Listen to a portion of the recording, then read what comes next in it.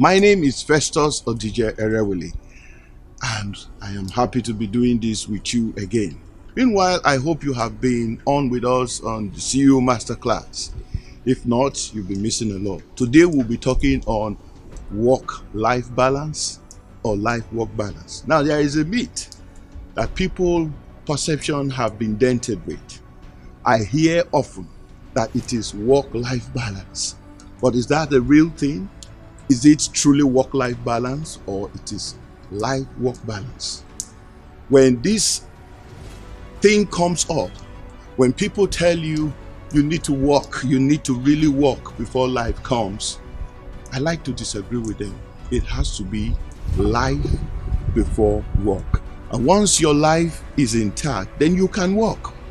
Now, I'm not going to the Bible to preach too much, but people know me to work in the vineyard, and I'm a lover of God. And there's something that 3 John 2 says, and it says, "Beloved, I ask that above all, that you prosper, be in good health, even as thy soul prospereth."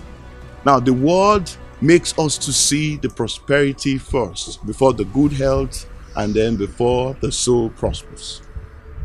But truly speaking, if you look at the reverse side, you will see that the prosperity of the soul and that of the good health are much more important than when we begin to talk about the prosperity of our bodies and every other thing.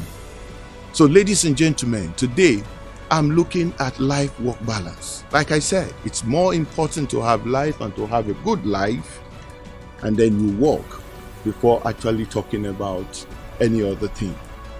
One thing is very clear. Many of us Nigerians will like believing that it is work.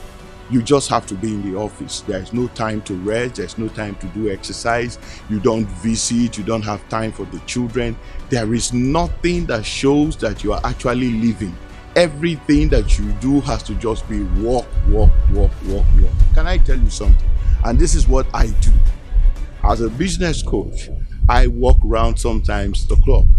But when I was in banking, I knew something that I needed to do. After listening to Steve Jobs' story, I don't know how verifiable it is, but I did understand that while Steve Jobs had actually taken time to make money, wealth, and drag fame to himself, when he became sick, he was actually left alone.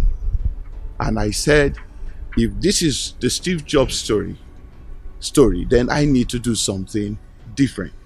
So when I was in banking, my wife became a banker by adoption. She knew everything that was happening in banking. Sometimes when she discusses with her friend, they misunderstood the fact that she wasn't just even a banker. I created time for us to plan, to talk about the family and things like that. Every weekend, I have a 30 minutes with daddy. Myself and my daughter, we talk about everything. And that Saturday, she looks forward to it. My son knows that every Sunday we have an evening walk. These things I do purposely to ensure that there is a family bond. I don't know what you are doing as an MD or a CEO, but you need to do it. The other thing is visitation. How often do you visit friends and families? Do you even remember to call? A friend once told me, he said, "Festy, you won't believe that I have not spoken to my mom in the last 2 weeks." And I asked why. He said he's been busy. You can't be so busy not to care about family. You can't be so busy. Now, I have just been doing exercise this morning. And the reason why I do this is to keep fit, to keep shape, and to make sure that I am strong enough to continue work the next day. As good as this is, what about the spiritual exercise? When last did you go to church? When last did you read the Bible? When last did you talk to someone about God? The truth about it is that we have, say, 36,500 days, and that's talking about 100 years, if you live 100 years on earth.